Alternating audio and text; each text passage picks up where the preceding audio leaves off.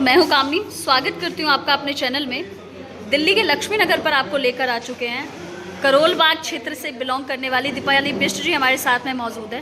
बाल्यकाल से ही अत्यंत जो है टैलेंट से भरी हुई दीपाली बिष्ट ने अपने करियर की शुरुआत जो है पिछले 4-5 सालों में बहुत ही अच्छे तरीके से की है। लगातार जो है ये संघर्षशील लड़की के तौर पर ये काम करती है। एक छोटी सी जॉब जो कि एक कॉल सेंटर की जॉब से अपने पैसे को बचा करके अपने टैलेंट को निखारने का ये कार्य कर रही हैं, जिन्होंने कई बार इंडियन आइडियल की बात करें, चाहे खतरा है खतरा की बात करें, हर में इनको आपको देखने का मौका मिला होगा। तो मैडम सर्वप्रथम मैं आपका स्वागत करती हूँ अपने चैनल में। नमस्कार मैम। आपने क्या उम्र है अभी आपकी? मैम मेरी उम्र 23 है, 23 साल। 23 साल। कैसा रहा ये कार्यकाल? मैम इसमें बहुत स्ट्रगल भरी लाइफ रही है। जैसे कि आपको पता है मैम, हर शहर में आजकल रियलिटी शोज में देखते हैं आप, इतने सारे बच्चे मैम जाते हैं, आते हैं, वापस आते हैं, स्ट्रगल करते हैं। वही मैम मेरे साथ हुआ है, मतलब बार बार जाना, बार बार आना। मैम ऐसा नहीं, मैंने बार बार कोशिश नहीं की है, ट्राई एंड हार्ड वर्क ही हो।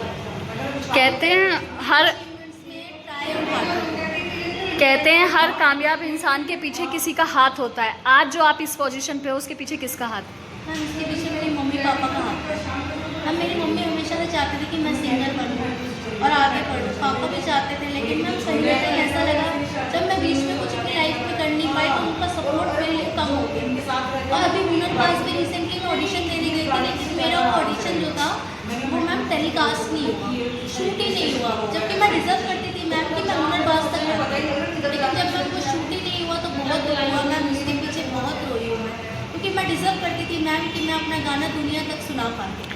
कहा जाता है कि जब एक लड़की बॉलीवुड फील्ड में जाती है तो उसका सभी लोग फ़ायदा उठाते हैं, उसके टैलेंट का छोड़ करके उसके मतलब शरीर पर ज़्यादा उनका फोकस होता है। क्योंकि आपने ये संघर्ष को देखा है, आप दिल्ली से लेके मुंबई तक पहुंची है, कैसा रहा वो कार्यकाल? मैम दिल्ली से मुंबई तक पहुंचने के लिए बहुत स्ट्रगल भरा लाइफ रहा है। 3 राउंड 4 राउंड्स क्लियर करने के बाद हम दिल्ली से मुंबई जाते हैं। जैसे कि आप सबको पता है, इंडियन आइडल में दिल्ली राउंड्स में 3 राउंड्स होते हैं, जिसमें कि स्क्रिप्टेड शोज भी होते हैं, कुछ अनस्क्रिप्टेड भी होते हैं। लेकिन मैम जितना मैंने स्ट्रगल किया उतनी मुझे अचीवमेंट नहीं मिली। क्या लगता है इसके पीछे क्यों नहीं मिल पाई अचीवमेंट? कौन है इसके पीछे? मैम इसलिए क्योंकि मैंने ट्राई बहुत किया, हार्डवर्क बहुत किया, लेकिन मैम आगे बढ़ता हुआ कोई देखना नहीं चाहता। मैं आगे बढ़ूँ कि कोई देखना नहीं चाहता, या मैं आगे बढ़ नहीं पा रही, क्योंकि मैंने हुनरबाज में ऑडिशन दिया था और मैं डिजर्व करती थी कि मैं टेलीकास्ट तक आती। वहाँ तक जाने के बाद मेरा राउंड नहीं हुआ तो मैम बहुत दुख हुआ उस चीज़ से। अब क्या सोचा है, अब क्या करना है? अब मैम मेरी ये सोच है कि मुझे अपनी लाइफ में दोबारा से ऑडिशन देने, ताकि मैं उसमें कुछ आगे जाके अचीवमेंट कर पाऊँ। ये तो हुआ आपका कार्यकाल और आपकी शैली की बात। वैसे एज क्या नाम है, एक समाज सेवा के रूप में भी आपका काफ़ी इंटरेस्ट को देखा गया है। कोरोना कार्यकाल में आपने बहुत सारे गरीब लोगों की मदद की है, ज़रूरतमंदों की मदद की है, मास्क बांटा है, लोगों को फ्रूट्स बांटे, खाना बांटा है। तो कैसा लगता है लोगों की हेल्प करके? हम लोगों की हेल्प करके बहुत आनंद आता है। ऐसा लगता है कि हम गरीब लोग भी उनके लिए कुछ कर सकते हैं। मैं भी मैम बहुत अमीर नहीं हूँ, एक मिडिल क्लास फैमिली से बिलोंग करती हूँ, लेकिन मैम हम ये लगता है कि गरीब लोग जो होते हैं वो भी कुछ कर दिखा सकते हैं। और मिडिल क्लास फैमिली के जो लोग होते हैं मैम, हर वक्त उन्हीं को ही पीसा जाता है इस सब चीज़ के पीछे।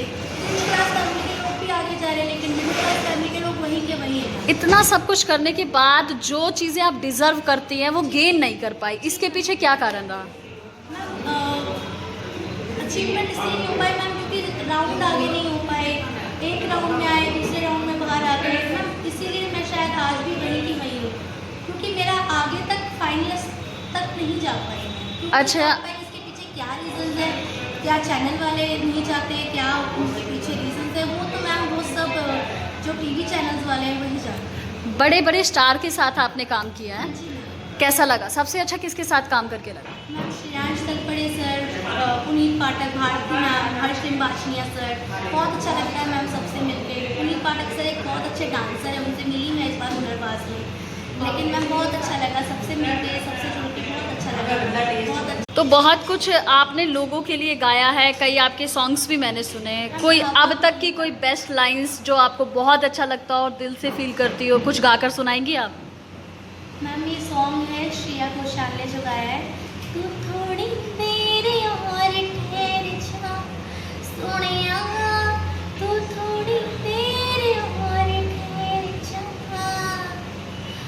मैम ये गाना मैं गाना चाहती हूँ क्योंकि ये गाना मेरा फेवरेट है कि दिल भरता नहीं आँखें रचती नहीं, दिल भरता नहीं आँखें रचती नहीं, चाहे कितना भी देखते जाऊं वक्त जाए मैं रोक न पाऊं, तो थोड़ी देर और ठहर जा सोनिया, तू थोड़ी देर और ठहर जा जालिमा, तू थोड़ी देर और ठहर जा, दिल मन्नते करे ना तू जाना परे, दिल मन्नते करे ना तू जाना परे, तेरे कहने से ही खो जाऊं, जो तू समझ ले वो मैं चाहूं।